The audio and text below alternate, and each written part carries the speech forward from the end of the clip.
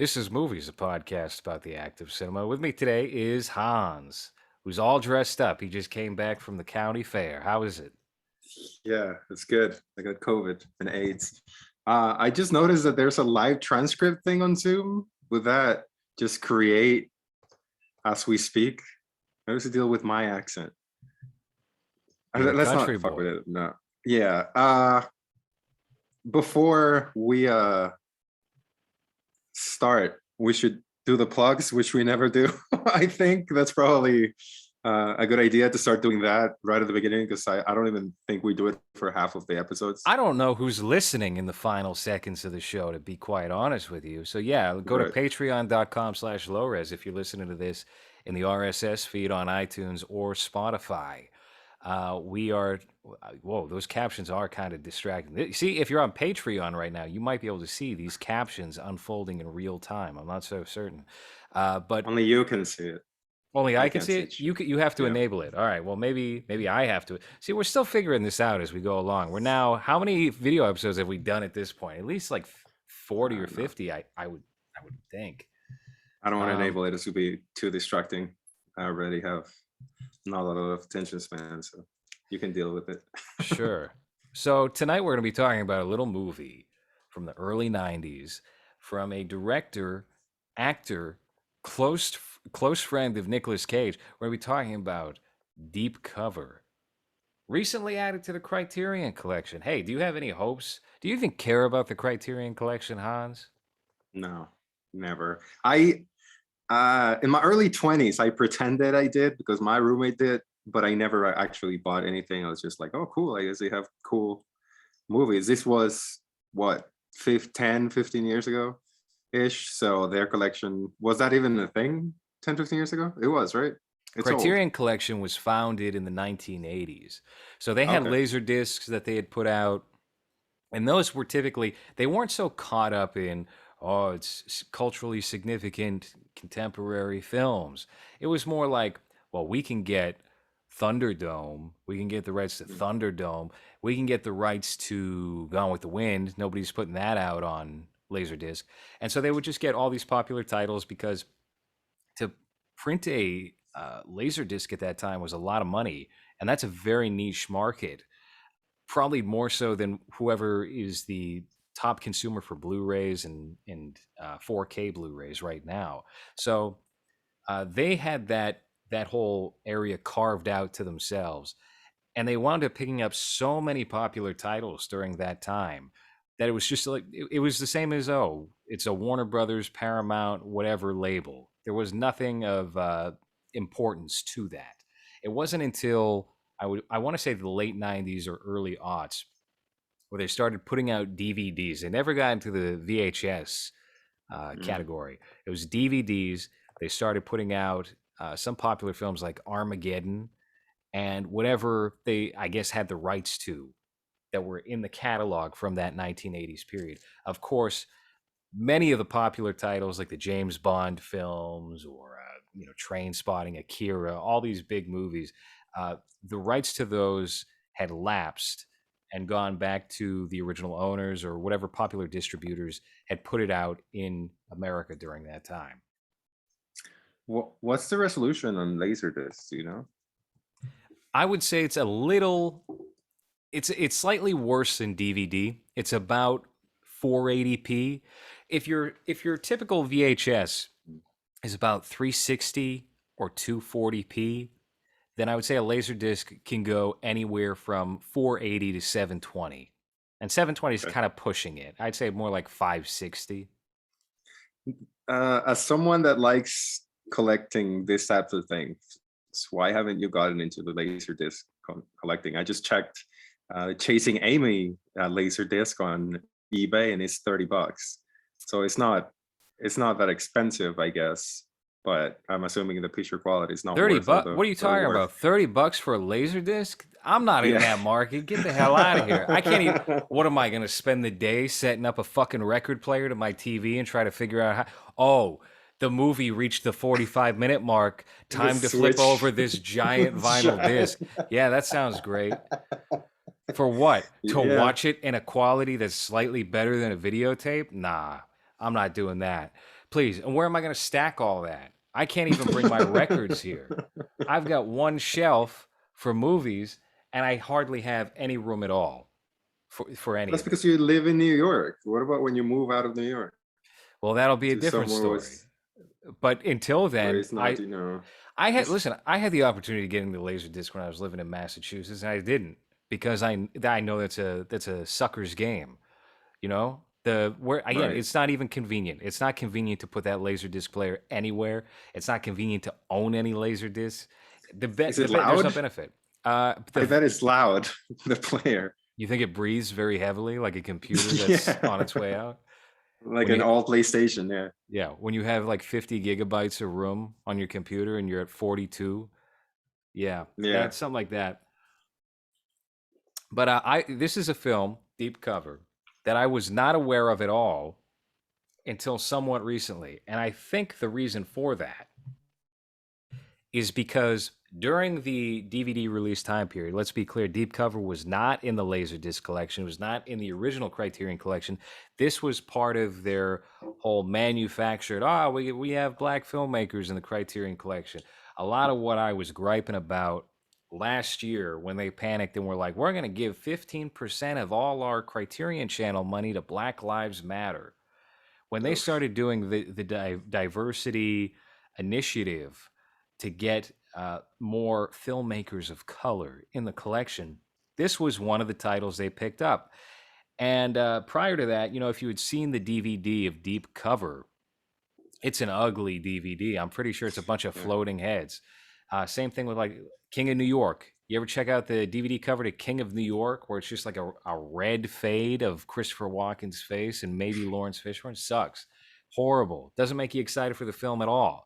So Deep Oh Cover wow. got, yeah, Both of it's them are horrendous. There's it's one bad. of the one that you're mentioning, and then there's another one of just a, a drawn Christopher Walken with the New York as the background. Really bad. That's actually the poster from the 80s. I'm pretty sure that's the Italian poster. And they put that out on the Oh, Arrow Blu-ray that just got released recently, which is I mean, I won't criticize wow. Arrow. I think they're the Wow. best when it comes to special features. You can turn that cover inside out and put the new poster art that they got done, which actually looks pretty slick. So I won't complain about that too much. But Deep Cover is, and look, the Criterion cover to Deep Cover ain't great either. It's a purple illustration. It's not my cup of tea, certainly not. But the movie's pretty good. And it's certainly worth revisiting on this show tonight, talking about, because it falls into a category of films that were released in the 90s that were like Black Compton or Philadelphia or New York gangster films that were inspired by the success of Menace to Society and Boys in the Hood. There's a lot of these types of movies, but Deep Cover is so separate of that, and it's coming from a much different voice. Mhm. And there's something so peculiar about this movie by comparison. A lot of the creative decisions found in this film, I don't think you would expect to find in this genre of movie making during this time, or maybe in general. And the first time I watched this, I knew I was in for something different based on the interaction between the Lawrence Fishburne character when he's a child and his father, who's about to hold up, I believe it's a liquor store in the beginning, For and just five how bucks. for Yeah. yeah, and how his dad is speaking to him. And it's Christmas time, and it's not what you would expect going into this movie or knowing what it's about. It's about an undercover cop who is looking to, well, he's given the task of he's going to take down in the long term this undercover drug organization. And even the drug kingpin in this movie is not the drug kingpin you would see in many of these types of films. It's just top to bottom strange and a bit surreal. And then the resolution is not really what you expect at all. Like the last, let's say 10 minutes, 15 minutes, how it all ends and how he ends up winning, I guess, while also taking down the corrupts for the police. Or I get, was he? I think it was either a politician or like a higher up with the cops that he chose in the video. And I really wasn't expecting that ending. I thought it was just going to like it felt like a weird twist that uh, was I don't know, like I didn't see it coming, I guess, just from that conversation that they had previous to that. But yeah, the right at the beginning, my first thought was, did LowRes just made me watch another Christmas movie that's disguised as something else, but it's in the Christmas movie, like that Nicolas Cage movie we watched, Oh, and what was it? The Family uh, Man, Weatherman. They were both yeah, Christmassy. yeah, both snowy. But yeah, it starts with a dad calling his kid a little wuss for crying because he's gonna go kill someone, which you don't really expect that type of interaction. Like it's very real. And then his death, it's kind of surprising, but I guess it just sets up the tone for the rest of the movie. Then the scene right after that is the N word scene where he's like, "Do you know the difference between an N word and a black man?" And depending on their answer, they get hired as a detective or not, or He's whatever. just doing Chris Uh, Rock's bit. Who didn't do yeah, Chris Rock's bit at the height of his game? Everybody loves that joke. yeah, I still do it. And and that's yeah, it's a setup for everything you see this character doing. Who ends up being more clever than the people that even hire him to do that job, because he ends up getting away with a bunch of money and taking down everyone pretty much. Well, I think he gets lost in this character, which is Hmm. something we see time and time. We saw it in Manhunter, one of your favorites.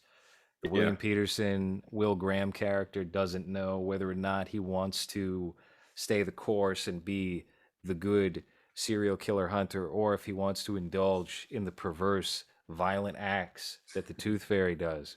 Who knows? Um, Larry Fishburne, did you notice he was credited as he was still being credited as Larry at this point? Casual oh, Larry. I didn't notice that. No, He's very great in this slick. movie. Yeah, Yeah, yeah. Um, everyone's good in this. I love Goldblum as like the weird cokehead, just saying shit that seemed improvised.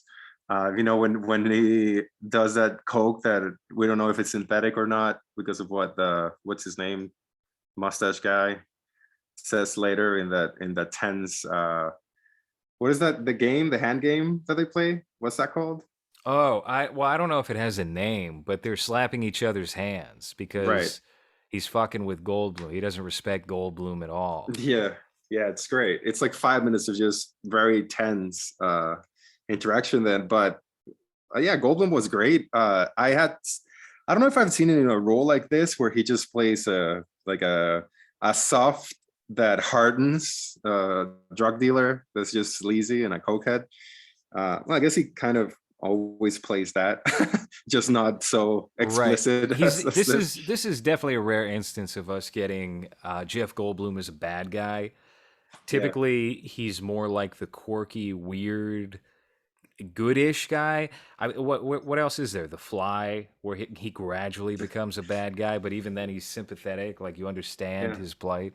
So Death Wish, another sympathetic character. yeah, yeah, that's right. Uh, Also, did you notice what is the actor's name? It's Roger something Smith. He's found in a ton of Spike Lee films. He's a mixed race actor. He plays the what is he like a crackhead attorney at the beginning of this film? Oh yeah, yeah, yeah, yeah. He's Wait, also a fun character for the 30 minutes he's in this movie, and just talks himself into being murdered through a bunch of mishaps. The way that character's fate is handled is very different, strays from the norm. Typically, he would just be set an example of to scare Goldblum or Lawrence Fishburne. is that And Clarence Williams? no, no, no, no, no. Clarence Williams, the third, is the detective who basically Right. warns the Lawrence Fishburne character, Russell He play, Stevens. he plays a Uh, Jamaican guy on How High? No, not How High. The yeah, Dave Chappelle one. yeah, no, no. Uh, That was Half Baked. Half Baked. Yeah, he plays Right. the drug dealer there. Yes. I don't remember who you're talking about. The He's a guy in the beginning. He's working against uh, Russell, the Lawrence Fishburne character, and he's the one who sells him the junk and gets him caught by the police. Oh, right. Yeah, yeah. which is how we have the Clarence Williams the third character. He plays Detective Taft in this movie, and he brings him into the interrogation room, threatens him, and I feel like the Taft character is a Bill Duke surrogate. If I had to guess, I think Bill Duke's views about this whole culture Hmm. that was created in the 90s is probably most aligned with Taft, that detective. He would also be a good uh, pick for that character too. Just knowing the type of a performance that he usually gives, where Yes. it's like he's always righteous but kind of shady-ish. Well, he He's got that plays look on his that. face. He plays a very similar character, and his role is limited in Menace to Society, where one of the two lead characters, is brought in for questioning, and he's just fucking with them the entire time. I believe it's the main character of that film. I think it's the protagonist. I don't think it's the what is the actor's name? Lorenz Tate, or Tate Lorenz, who's the more sociopathic one of the two, the lone survivor of that film. He just keeps repeating, "You know, you just fucked up now. You know, you just fucked up." He's just being Orange a, State, yeah. yeah. So he does that kind of character in Menace to Society.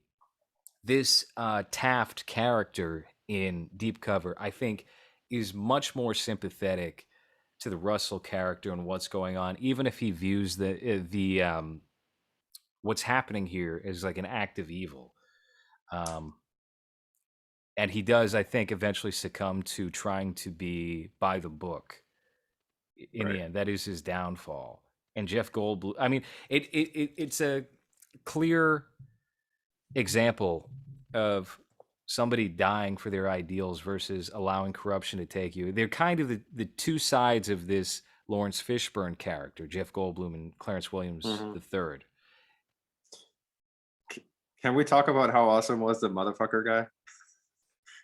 You know, Refresh my the memory. guy, the guy with a ponytail that right at the beginning, the Oh, first that scene when guy. Lord, Yeah, yeah, when yeah. Lord, he's got like a very showing off energy. But when Larry Fishburne first is on the streets, he just goes to the guy that sold him the drugs, and it's like, "Fuck you, motherfucker," or something. He just shoots him in the back, and then like I don't know, like 10 minutes later, he just finds Lawrence Fishburne and shoots a girl that's sitting next to him, and then just And then laughs. pisses on him. He pisses on. Yeah, yeah.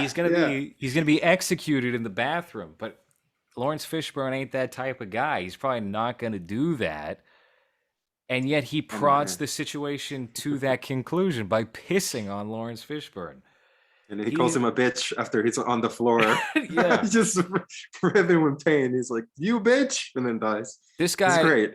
he's like a black version of the saxophone player from Lost Boys. He's got that type of look to him. I feel like he's just constantly in a tank top. He's got Yeah, big muscles. He's got a white woman getaway driver. and a giant medallion on his hanging off his chest, Right, right. like a golden medallion, a big chain. Yeah, he felt a little out of this world though, because it was very cartoony, but his death was very satisfying. And I don't know, the 2 or 3 times he's on screen, he steals the scene completely.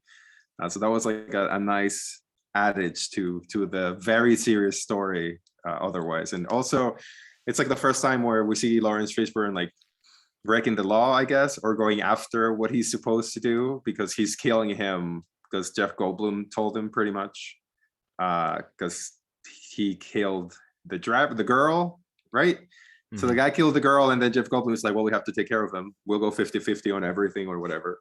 But that's not like, he's like a righteous cop, and this is the first time that we see him break for that same reason, because he got pissed on and he couldn't take it. He got angry and just shot him. But it's the first time we see him break, pretty much, from just being a still like a righteous cop that's in this world undercover. And here is when it kind of feels like, okay, so he can also break a little bit. He's not just like a RoboCop type of thing. Right, and I think that's ultimately what the officer who hired him, what he was getting at, and why he did hire him to begin with. I think it winds up serving, and maybe it gets lost a little bit in trying to bring about some real world truths about how what was it, the CIA funneled crack into the projects, and Mm, they're up to all sorts of dastardly things. I think it maybe makes it a little more complicated than it needs to be, and the ending feels a little too fairy tale esque, as right. far as my opinion goes on that. Feels a little too clean cut for what the Russell character is trying to accomplish. But I don't know if it really takes away from it, or sucks the wind out of the movie. I just feel like that last 10 minutes where he's, um, being on trial to, you know, get into these things feels just a little detached from everything that we were just in the world of before then. Where it's like one man can make all the difference. Okay, but at what he just lived a very luxurious life and got this one detective killed just by circumstance, even though he wasn't trying to. He was trying to save the guy, but he allowed things to reach that point. It should have been more. I think it would have been more satisfying maybe if it was strictly focused on either that character's moral downfall to completion, or being Mm. able to pull back and have a small victory. I think it would have been a more meaningful ending with that. Instead of the super win he had Yeah, yeah, with oh, I just took $11 million in 1992. Just 11. Uh, right. how would you have ended it then? I If probably would have you ended it that way. Either I mean, maybe that character just should have died. Maybe that character should okay. have just gone away. Maybe it should have been like a Dexter season 6 ending where he just lives in the woods and has a beard. I don't know. I get that they wanted maybe to have more of a pack more of a punch with that conclusion, or maybe just drag out the Goldblum Fishburne um, back and forth well, that leads to some kind of violent end. well, I think that's one of the issues. It's not a huge issue that I had. That whenever a kingpin was presented, they never really felt that threatening. Like they don't really show them doing enough for you to believe that they're as powerful as they were supposed to be. Like the only time we see the God damn it, why can't I remember his name? Hold on. You're talking about the The Mexican, the main guy. the main Yes. antagonist. They throw him out of the No, limousine. not Malta. The No, not him. His boss. Fuck, uh, why am I so bad with names? was it Barbosa? Felix? Feel the one that hurt his hands, We're talking about the Goldman's same hands. guy, Felix Okay. Barbosa. Yeah, him. I mean, he kills the other guy, the guy that got him. I'm sorry, I'm terrible. I should write down the names of the characters. The guy that gets him in. That's just like a shithead that he meets at the bar. He kills him with a, or we're supposed to believe that he killed him with a pool cue, right?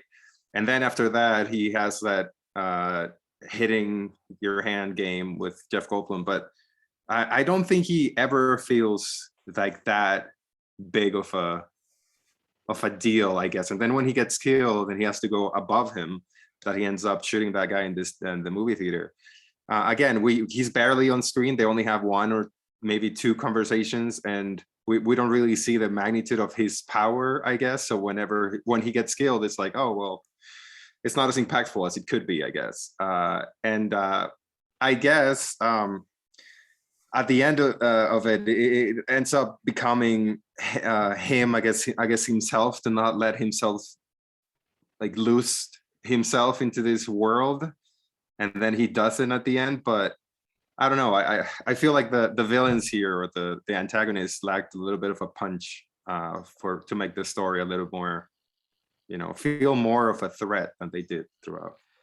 No, I agree with you. I definitely think that Bill Duke might have been going for something different here, where the antagonists of the film are a little more wormy than they are outright threatening, and especially when it comes to the Roger Smith character, whose name I'm forgetting, but the crackhead from the start. His death feels very uneventful as opposed to where it could have gone. Um, yeah, just dying via pool stick, kind of. But to what you're saying, I don't know if these things that feel a little surreal or different are not in line with the movie, because there is a weird tone that is set just from that opening scene that I think makes these things a bit more allowable than they would have been if it was more by the numbers. Hmm. I guess so. Yeah. I don't know. I really enjoyed it. I just like that was the maybe the one issue I had with it that I never really felt like he was in danger. Uh, Especially when he had Goldblum in front of him, who's just been a buffoon for most of the movie, and then yeah, I don't know. That was the disconnection for me. But I love the way it was shot. I love those dirty street, very kind of almost documentary like handheld, or I don't know if it was handheld, but it looked handheld whenever deals were happening, or you know how much I love when they show like the dirty nights of that world that we're supposed to be in, and he did a really good job here when it comes to representing how dirty and how different that world was for Fishburne that he was used to, I guess, before he got into this thing. Yeah. Are you familiar at all with Bill Duke's other films? You know, he directed Sister Act 2, Back in the Habit. Yeah, yeah, I was looking him up as I was watching this. That stunned me. um I couldn't believe that when I read that. why not? That's what this parlayed into, is Sister Act 2, Back in the Habit. But no, It's I don't think I've seen any. I mean, I don't think I ever saw that one. But then it's a lot of TV from the 80s, just TV episodes. Then he had a movie called Flag, not familiar. Twilight Zone, Knots Landing. He directed a Miami Vice episode. Uh, and then A Rage in Harlem, Cemetery Club, and then Sister Act. it's yeah, his filmography unfortunately is not as, I think, significant as what this film maybe would lead you to believe. He's certainly a talented director. I'll give him that. I think this movie's outstanding, and like I said Mhm. before, I think the creative choices in this are not the first, second, or third choices or decisions one would make that would come to mind when handling this type of film. So I give him all the credit in the world as far as that goes. You Well, look disturbed. What's happening yes. over there? What'd you just discover? Well, he oh, is this a series? Like the latest thing, he's got 2017 a movie, a TV movie maybe, starring Lou Diamond Phillips. So that doesn't really give me a lot of hope over where his directing Oh, career jeez. is. Okay. Was it the Night Stalker? No, it's called Created Equal. It says a cocky up and coming attorney begrudgingly takes on a case to sue the Archdiocese of New Orleans for sex discrimination after a woman who's desperate to become a priest solicits his help. Sounds Yeah, like somebody starring needed Lou money. Diamond. Yeah, the starring Lou Diamond Phillips in 2017. Hmm. That Yeah. doesn't sound hopeful. That's unfortunate. I mean, look, I haven't seen it. I'm sure if we pulled the trailer up, there would be some good, some bad to it. Hmm. I, Yeah. don't- I who's to say? Look, I'm not going to judge the man for working with Lou Diamond Phillips. Lou Diamond Phillips was a quality actor at one point. He was La Bamba, In right? 2017, though. Wasn't he in Stand and Deliver? In the 2000s. Maybe Uh, let's not go to 2017. Let's see. What's the best Lou Diamond Phillips movie from the past 20 years? You got Courage Under Fire from 96. Um, uh, Winner, Celebrity. I'm a Celebrity. Get Me Out of Here, season 2. He beat both the okay, Baldwin brothers, Spencer and Heidi from the Hills. right. Uh, Yeah. I don't look. Listen, there's nothing wrong with Lou Diamond Phillips. No, He's a good no. actor, but I think Yeah. it's fair to say he's one of these actors who is now trapped in doing these piece of shit films because there's not a market for 60-year-old Filipino men.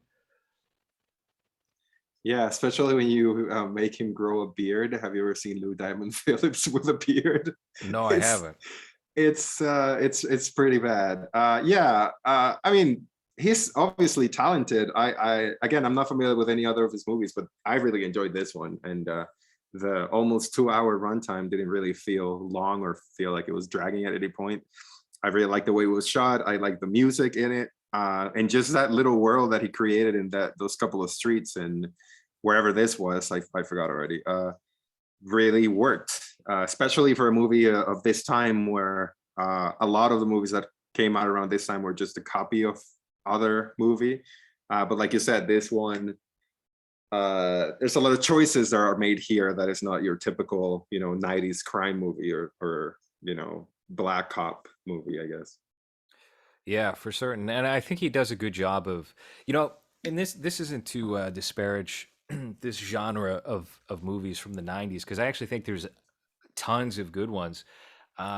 If you take a look at the main two, but also films like South Central is a good one that is kind of slept on. I may, would you consider Dead Presidents in that category? I'm Hughes not Brothers. even. Have you never seen it? Nope.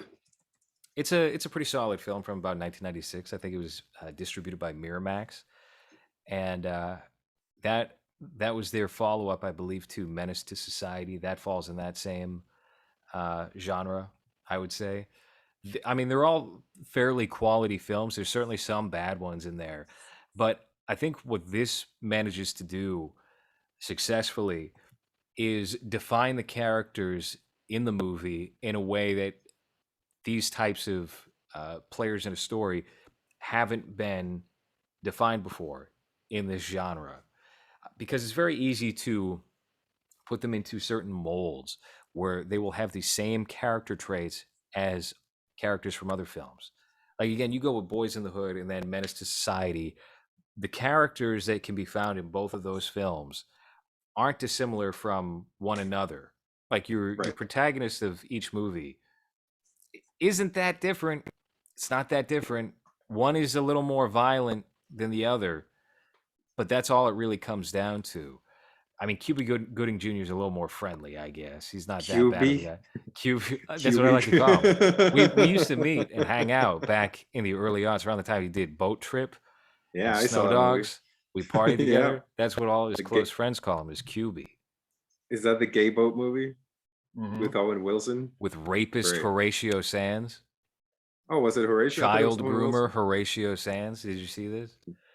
Yeah. You see this news And story? that's The fat. Imagine getting groomed by did the fat guy from SNL. did did anything happen? Because that was like 3, 4 months ago that it came out. Here's what Is happened. Jimmy Fallon in the air still? Look. That doesn't matter when it comes to Jimmy Fallon. Jimmy Fallon has a pass. If Jeremy Renner got a fucking pass because he played Hawkeye, who's the most expendable Avenger, Jimmy Fallon can kill somebody live on the air, and you will never see it in the New York Times or anywhere. Okay, he'll be around for ages. Oh, what did Jeremy Renner do? He was sleeping with teenagers or something, doing coke on a 19-year-old's tits and manipulating. So I don't know. It's probably nothing, you know. It's just a But Hollywood actor. Yeah. Horatio It's Sands was Holly. taught. He did basically the John Kay thing, except I think it was a 15-year-old, not a 13-year-old, and said, "Oh, you're so funny. I wasn't expecting to develop feelings for you. Want to Oh go out to no. this party in Rockefeller Center with me?" Do And coke with everyone on SNL. that's what happened. He brought this 15, uh, 16-year-old girl out to do that, and nobody thought anything of it. As a matter of fact, she was hanging out with some of the bigwigs at NBC not long after. She went in through Horatio and started hanging out with producers and cast members. She was showing up at these parties all the time. They were getting limousines for her to take her home. right. It's a So I guess what very you're saying is that she's been paid off already and nothing's gonna happen. No, she hasn't.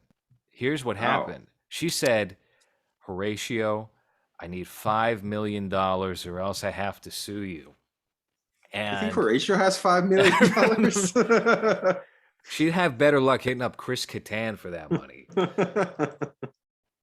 Five, um, can you believe the nerve of this woman? Look, I'm 33 years old now. I need $5 million or I'm going to say you groomed me. Well, now there's a lawsuit. And I believe NBC is going to, or has already settled with her. Probably right. $100,000. Yeah. It's like the Well, no, that's probably not gonna get anything. The kid from the Nirvana cover that sued them for showing his penis when he was a baby or Yeah, whatever. it's just all these It's like people are running out of money. They're just on hard times right now. And they're looking for a paycheck. That's it. It- it's like I think he asked for 20 million or something ridiculous like that, and it's like you're just looking for like 100,000 to shut up. According to the internet, Horatio Sanz is net worth is 2 million. So Which it's is not doing as terrible. bad as a. Because no, that's bad. That's horrible. If you're an SNL performer and you starred in movies with Cuba Gooding Jr. not long ago, less than 20 years ago. Let's be clear about what net worth is. For the record, Right. it's just the amount of stuff you own. Basically, you see all this. Look at. Sorry, wrong angle. These books over here, net worth of about $300 USD. How about that? That's the net worth. All right, let me ask you something. Sure. House, $200. Let me ask you something. Get it? Third world country. Yeah. Do you think they're gonna replace him on the Clifford, the Big Red Dog movie, where he plays a What character happened to that there? movie? Did they replace the movie itself? With where did that movie go? I don't know. It says 2021. Did it even ever come out? I don't believe so. I think Oh, it that says movie, November 10th. all of these movies have very strange. Look, I think that's going to be like the Jackass thing where it's like, hey, the movie's coming out this year. We just announced it a month ago. When does that ever happen? That never happens. They'll announce a movie, they'll drop a trailer to a movie a year ahead of time. We did that with Mass State Lottery. That movie ain't coming out for a second. There's a trailer out. Jackass 4, they said, hey, that's going to be out in October. They said that back in June. We didn't see shit. Well, there's an NBC News article that says Clifford, the Big Red Dog movie, has a Latino flavor. Say stars Paul Rodriguez and Horatio Sanz. Do you think they're just gonna replace him with like Fluffy or another fat Latino? Well, I guess he's not fat anymore, but I don't know. yeah. I don't think they're going to go. Look, maybe if it's a big character, but even that I doubt. This seems to have been swept under the rug because it happened to land on the wrong network. If this was Mad TV, if this was like Artie Lang, he'd be fucked. He would be done. Maybe. I don't know. Artie Lang's not really big enough to actually take down and keep No. down. That was a bad example. Although Brian Yeah. Callen was on Mad TV, that took the energy out of him for a while. The new Matt TV? No, he was on the original Mad TV. He was on season 1. Oh, don't not a memorable cast member, I guess. I think he jumped Uh, off pretty early. I don't know. Those sketch shows, the life around those sketch shows, just by stories that I've heard from Bobby Lee and Artie, that just sounds like a lot of fun. You know, just very free. That just getting paid a shitload of money to think of like the most offensive type of sketch you could do, and they would do it. At least Mad TV. I don't know SNL, but uh, they were just getting paid a shitload of money because of TV at that time. You know, there weren't as many big shows, I guess, especially comedy. And some of those sketches still hold up. I don't know if you've revisited old Mad TV anytime recently, but Well, that's not some really of them are fair pretty good. because you could throw on probably Date Movie right now, and I guarantee it's going to be Uh, funnier than whatever fucking comedy is getting a 90% on Rotten Tomatoes from the past 3 or 4 or 5 years. Ted Lasso. Ted That's Lasso, what a waste. the My new Big God. Bang Theory. It really look. I didn't put it on. I was in the presence of somebody who was watching Ted Lasso, and I just couldn't find the humor in it. That's I such a weird way to put it. I was in the presence of someone that was watching it. This piece of shit. here's an example of a joke on Ted Lasso. There's a journalist talking to Ted. We're recording this pretty late at night, and that's why I keep fumbling over my words here. There's a journalist on Ted Lasso who goes up to him at a bar and is like, Ted, so I hear you're ill. And Ted Lasso goes, nope, I'm not ill.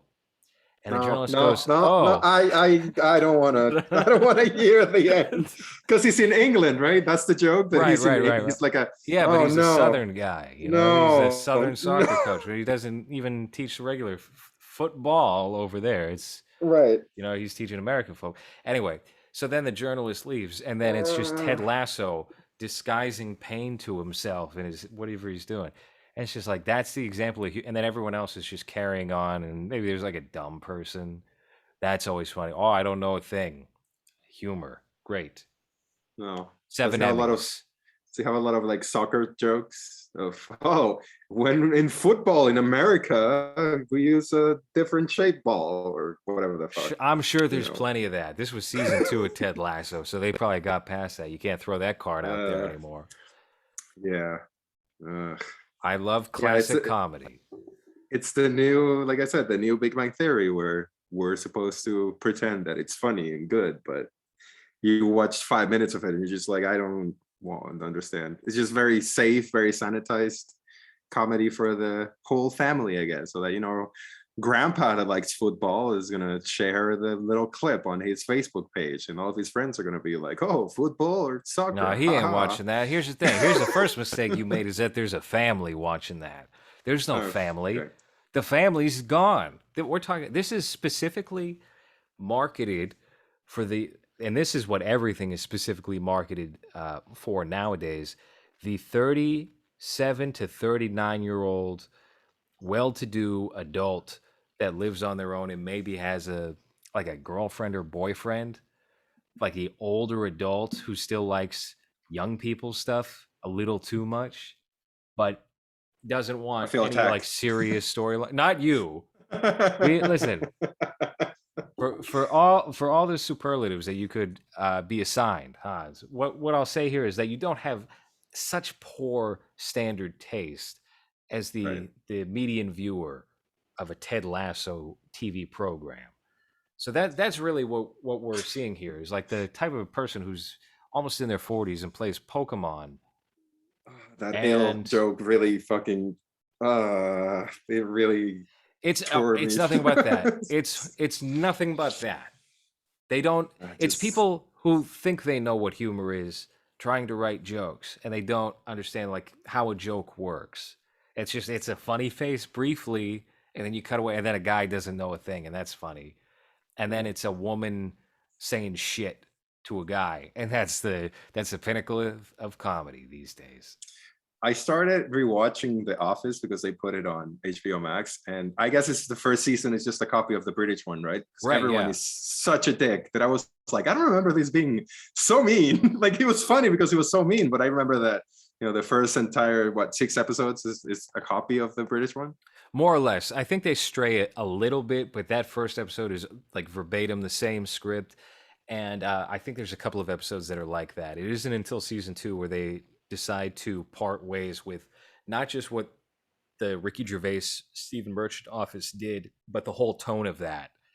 And they do a little, it's a wacky sitcom now. Yeah, And then that just defines NBC and really TV comedy for the next 10 years. Like Modern Family steals that. I'm sure there were CBS shows that also stole that. Although we have CBS, Parks and Recreation was another huge Parks one and Rec, too. 30 Rock are offshoots Right. essentially of what The Office did. ABC latches to that and tries to, do their own spin on that. It really was only CBS holding on to, we're going to do a 22-minute multicam sitcom, and there's going to be a laugh track, Two and a Half Men, season 19, and also Big Bang Theory, which you mentioned several times. But they were still doing Didn't that to a point. Now they've given up on it. didn't they try with John Mulaney to do a show too? Oh, they That love doing was this.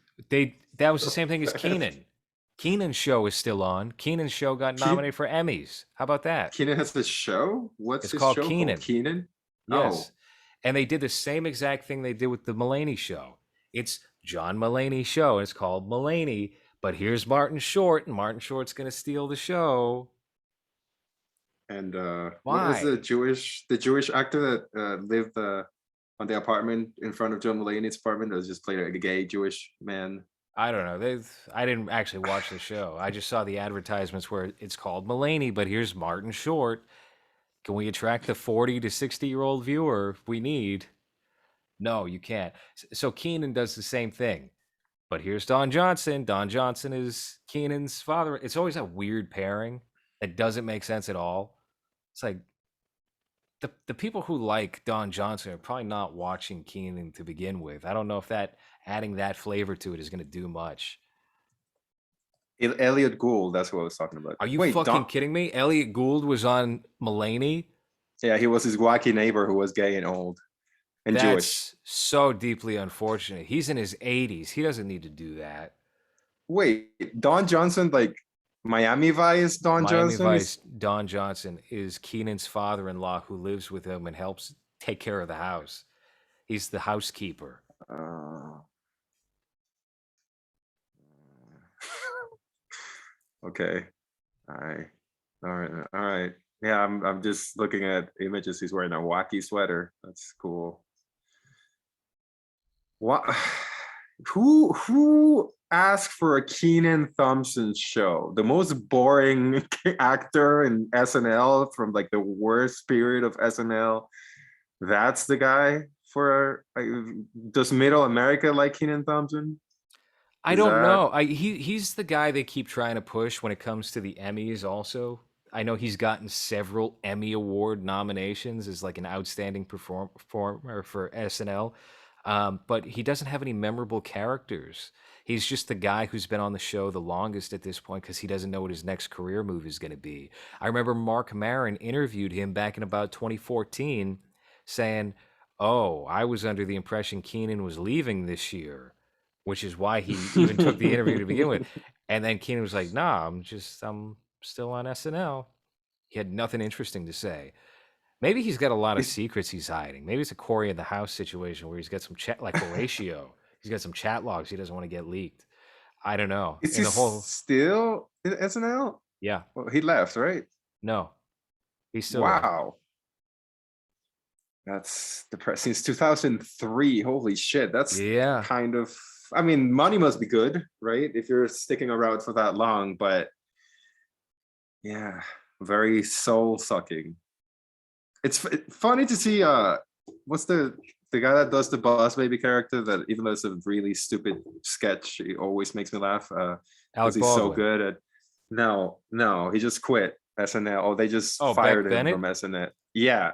uh he's funny. Like I think he's funny. He's funny in sketches. He's a good character actor, I guess. And but then they're replacing them with NPC comedians that I mean, I'm sure in the alternative comedy scene, if that's still a thing, are maybe known. And then you hire this girl, Sarah. I think Sarah something. I can't think of it. But her whole shtick is that she's very wacky and very like out there with a very adult swim humor. And I can't imagine that working on SNL at all. They're just gonna grab her and like, well, this is a face that people recognize on that scene, I guess, but she's not gonna be doing any of that wacky shit on SNL. So at the end of the day, it's like, what's the point? It's like getting Eric Andre on SNL. You know, it's like you're not gonna let him do the thing that he's supposed to be good at, and you're just getting them because it's I guess a name that's known online. I mean, That that's really one of the biggest things is even if they got talented performers, like let's imagine Shane Gillis did get cast on SNL, that would be terrible for his comedy because then he is in the hands of the writing staff. And what is their MO when it comes to writing these jokes? Um, well, white not guys retarded right. So, and it's going to be a or bunch of southern or yeah. political propaganda. So, okay, that's a waste. A lot of people have cited Well, Kyle Mooney is somebody who has fallen victim to that of being misused and essentially being tied up by SNL so that they can't do anything interesting with their time. yeah, because that's another very talented performer that they have there is completely misused. Who's even writing now? Well, It's like Colin 40 Jost. nobodies. Yeah, fuck him. He sucks. They're all terrible. I don't look. I A lot of these comedians, they're just like even the funny ones. I have a hard time respecting because they're so cowardly. Like what's his partner on Weekend Michael Update? Che. Michael Che. That's a guy who acts like he has balls and has no balls. Have So you seen his? He also put out a sketch show. Uh, Never saw it, but it's supposed to be, his take on comedy or whatever, but I never really heard anything. It was called, uh, oh, wait, I guess he did it. What? No, he did. No, what you're saying rings a bell. I think there That was an is, HBO deal with him. Maybe I'm getting that wrong. is that damn Michael Che? Is that it? Something Yeah. like that. I don't know. Doesn't Yep. sound interesting to Yeah. me. I've seen very like short clips, I believe, or maybe just a commercial. Didn't really whet my palate. And I take it not with Yeah. you either. If you had to verify that it existed. Yeah, no, I'm completely unaware of any of the sketches. Even I think once it was mentioned in one of the podcasts that I listened to, but the reviews were like, "Oh, this is an unmissable show that you have to watch." Kind of like what's the I think you should leave or whatever that show is called, the Netflix one that everyone always pumps up. Uh, yeah, no, you get the title right. I think what is the comedian's name? Tim Nathan Robinson? Robinson, No, Tim. you're thinking of Nathan Fielder. That's Is Tim it Tim? Robinson. I'm pretty Yeah, sure. Tim Robinson, right. It's I think you should leave. Yeah. That one I don't know. I watched the first couple of episodes in the first season and I was like, "Oh, I don't care." You didn't like it? It was like no, I don't know. Maybe I'll give it a second chance, but at the time when it came out, because everything I've seen online is just like, raving about how funny it is, and I watched the first two episodes and I was like, "Oh, I guess this is not for me." I It's thought it was very funny, to be honest with you. I haven't checked out season 2. I've heard mixed things about it. Not really racing to jump in on that. I know that originally, I guess what the plan was with that first season was that they were going to get a bunch of celebrities to perform the skits, and he wound up doing most of them himself. And I think it wound up working out that way. With season 2, it seems like they like went back to that original idea they had in place. uh Let's get as many stars as possible. And I think that's always a terrible thing to do when it comes to comedy. Like the person's fame is completely irrelevant to whether or not what they're saying is going to be well delivered. So well, it ends up becoming oh, I know that guy, but what about the joke? The funny shouldn't come because it shouldn't come from I recognize this guy in another thing, and it should be the the writing. And whenever they bring celebrities like that, it's like on SNL. Usually the guest host is not the funniest person because it's just you're just famous person. are you saying you didn't think Elon Musk as Wario was a laugh riot? You didn't find that cute and Yeah. humorous? Well, the only funny thing he did was kill Dogecoin after that episode, right? Oh, gee, Didn't well, he that killed all tank? fucking crypto. Yeah. Well, how's that doing right now? I haven't checked in a couple of days because I want to cry. Everything just took a dip and it's kind of in the middle right now. It's not in the middle of where it once was. It's in the middle Mm, of, well, things came back up kinda and now it's somewhere in between. It's fine. That's how it's supposed to go.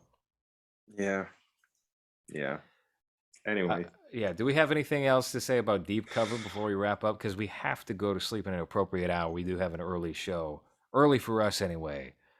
oh With fuck yeah, that's true. I have a lot to catch up with. yes, you do. You have Uh, some viewing to do. no, I think we covered it. Let's see. Yeah, no, I'm good. All right, Deep Cover. It It was is good. it's a Go great watch it. film.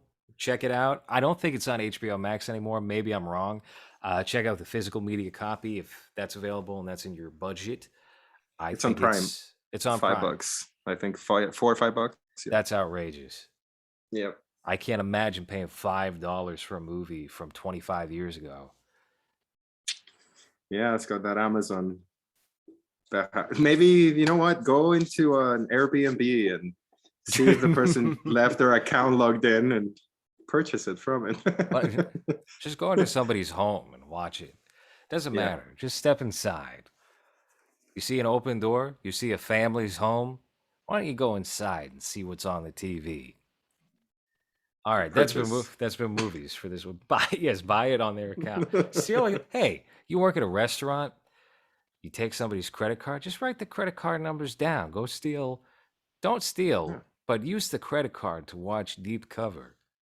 It's no big deal. They're not gonna notice $5 missing. You know. Nobody's gonna think about $5 from Amazon.com. Who would be stupid enough to use Amazon.com with a credit card that doesn't belong to them? They're not gonna think Yeah. about it. Yeah. Go go do that. You could go to a Best Buy and see if they have it in stock and just take it. You can just walk out with it. It might have one of those big. You ever see one of those big plastic ovals they like to stick on there, and it's got like what is it called? Like a plastic string around it, and it's like it's bungee cord Oh almost. yeah.